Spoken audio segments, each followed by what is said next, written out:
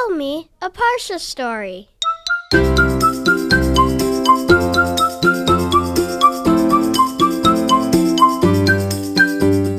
Welcome to Parsha House.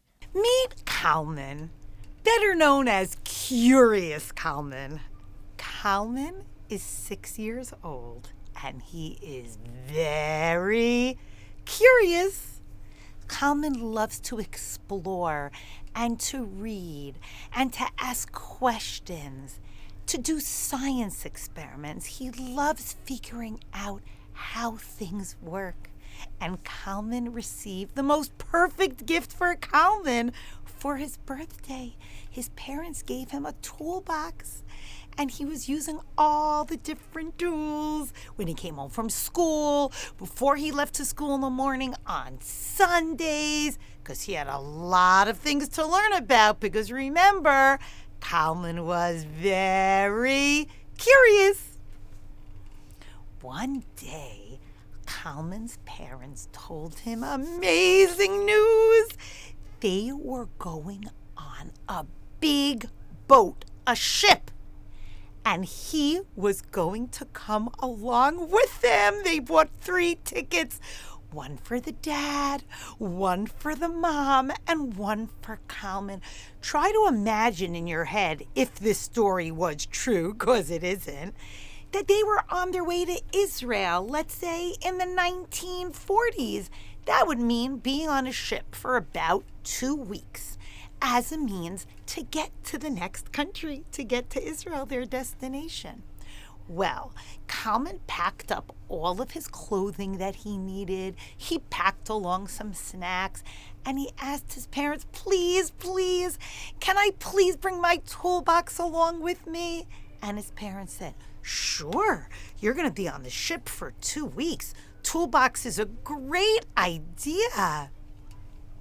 And so Kalman boarded the ship with his parents, with his clothing in his suitcase, with his snacks in a little backpack, and with his toolbox in his hand. He had done a lot of research before he got on the ship. He knew all the names of the different parts, and he was so excited to go check them out.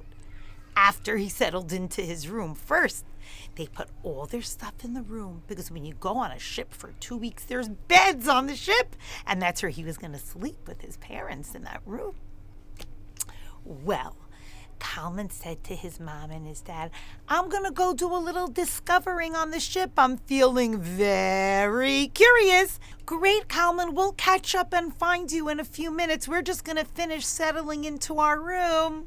And so Kalman started walking on the deck. He saw many, many interesting things along the ways. Lots of different hooks and lots of different nuts and bolts. And then Kalman became very curious. I wonder if I could see a fish from the ship. He looked over and he said, I know I can't see it this way. It's too far away. But what if I lay on my belly and I drill a little hole and I put my eyeball on top of that hole?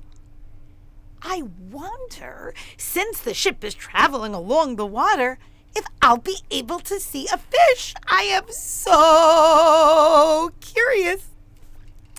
And so Kalman sat down, took out his drill, took out a pencil, measured a circle, and then started to drill.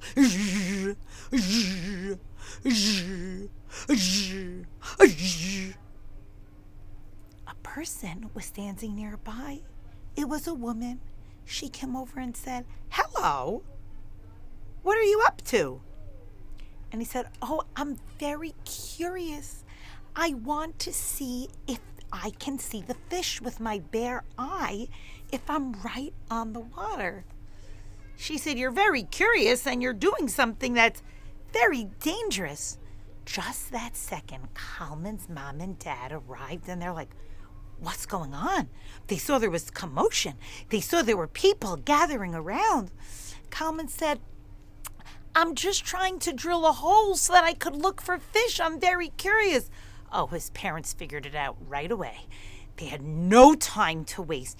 They took out gum from their pockets. They had brought a lot of gum along with them on the ship because they didn't want to get seasick or dizzy or nauseous, and they thought it would help. And they just started handing out gum to everybody that was standing there. Please chew this gum and use it to stuff up this hole. Quick, quick, quick. And suddenly you saw all of these people on the ship chewing, taking out of their mouth and stuffing up the hole. And Kalman was just watching everybody, and everybody breathed after the hole was secured with the chewing gum. And Kalman said, what's the big deal? Why was everybody getting so worried and hysterical? And Kalman's dad said, Kalman, if you drill a hole in a boat, it can sink. And Kalman said, but I was only drilling it in one little spot where I was, so it would only affect me. Don't worry. And his father was like, no. If you drill a hole in a boat, it affects everybody that's on the ship.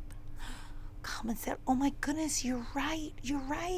Kalman decided that he wanted to write a poem to remember this lesson really well. And here's how it goes. Kol Yisrael Arevim. We're all in the same boat. If someone drills a little hole, then no one else can afloat.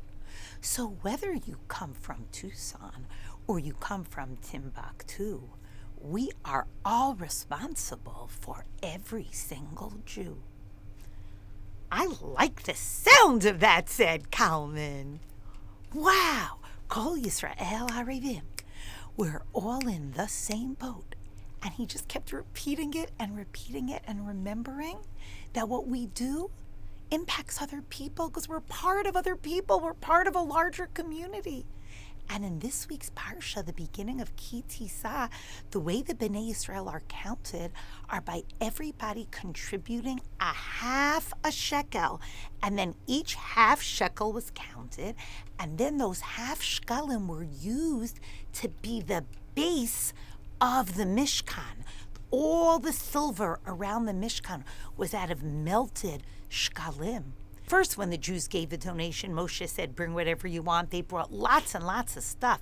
Now they're being counted, and they have to bring a half shekel. And in Sefer Bamidbar, the same thing. They're counted again, and they each bring a half shekel. That money also can be used for buying korbanot. But right now, this money was used to be the base of the whole Mishkan. Why were these half shekels used as the base of the whole Mishkan? And why did everybody give only a half? Even if you were the richest person, nope, only a half. Not a whole, not more than a half, not two, not three, a half. A lesson that the Torah is teaching us is that each of us is a half. We need each other. We are part of one big community, one big family. We're responsible for one another. What am I if I'm alone? I'm a half. But if I put myself next to somebody else, if I help somebody else, that's how I become whole. And that's what Hashem wanted as the base of the Mishkan. Unity, everybody realizing how dependent they are on one another to create wholeness.